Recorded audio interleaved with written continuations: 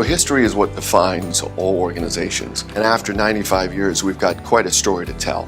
So the wall behind me is the history wall, starting with my grandfather from the first shop in 1922 on 200 Hudson Street, the old presses that he ran, to the expansion in Hop Hog, Long Island. The start of a new beginning in each one of these pictures is what's so exciting about the wall, whether it's an innovation that came up, a plant opening that started.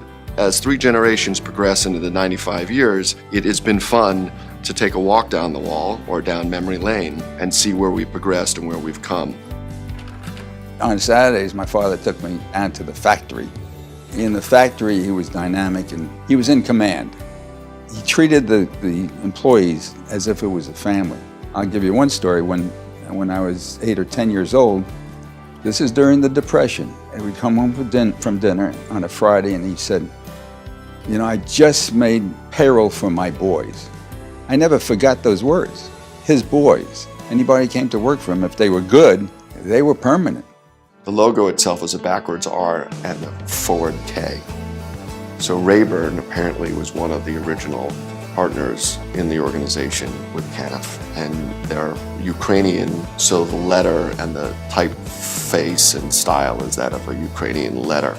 Yeah, I mean, I think what had happened was during the Great Depression, Rayburn didn't want anything to do with working 18 hours a day and just living on this very kind of, will we make it tomorrow, and just said, I'm out of here. And that was it. And so it's family owned and operated since 1922, but he did have a partner up until, I think, 29.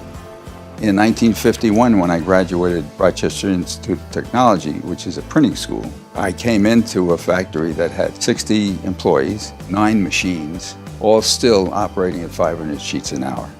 Today we do 18,000 sheets an hour and 4 times the size. So you can see the difference between then and now.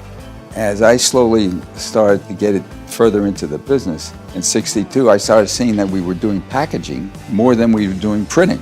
We were doing folding cartons for a number of the cosmetic companies. I decided to change the name of the company from Arkay Printing Company to Arkay Packaging Company. And we took off from there. We recognized really who we were. We started going after more cosmetic companies. And we started having the ability to do things for the cosmetic industry that hadn't been done before because I had learned it from one customer or another. Howard was a very unique individual. It wasn't always about profit. The idea was, how do we bring the newest, the best, and the most innovative folding cartons to the industry? And that's what he did. And I owe a lot of my career to that man. He imparted a lot of his knowledge on me, and I shared a lot of things that I learned from him. We learned together, and he was pretty amazing.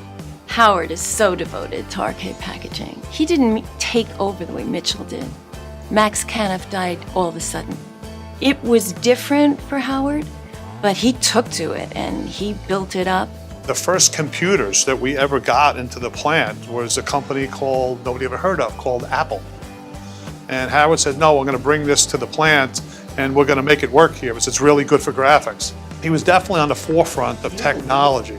I know it sounds a bit cliche, but we really are a big family. So we like for our recruits as well as new hires to feel that inclusion. So we discuss the family history. We talk about Max, Howard, and Mitchell, discussing where the company was, where we've grown to. Obviously, working at Clinique, all of our makeup packaging historically has been produced, is still being produced by the Kaneff family and Arkay. And it's all because of the quality and consistency and strength of that relationship. So the wall behind us really represents who we are as a company, being acknowledged as excellence partners by Procter & Gamble, by Estée Lauder, for the fine work that we've done for them. One of the gifts of Arkay that they have, it's been passed from one generation to the next. I was 5 years old, and I just remember the smell of ink, walking into the plant, running around the facility, the high stacks of paper behind the machines. He used to come in the summertime. His father bring him in when school was out. And when he was 14 years old, he actually came up, his father put him with me on the machine. And it's funny now, a few weeks ago, he brought one of his sons in. He came up on the machine working with me.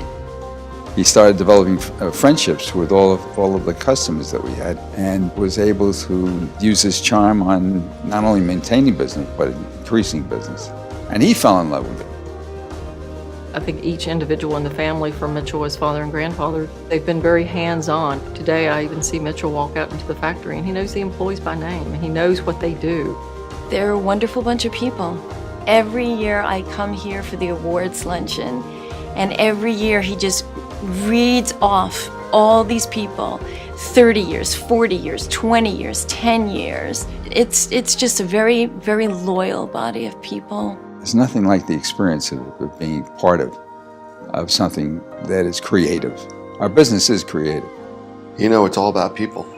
That's what business is. You know, my grandfather was loved by his employees, and they say working at Arkay was the best years of our lives.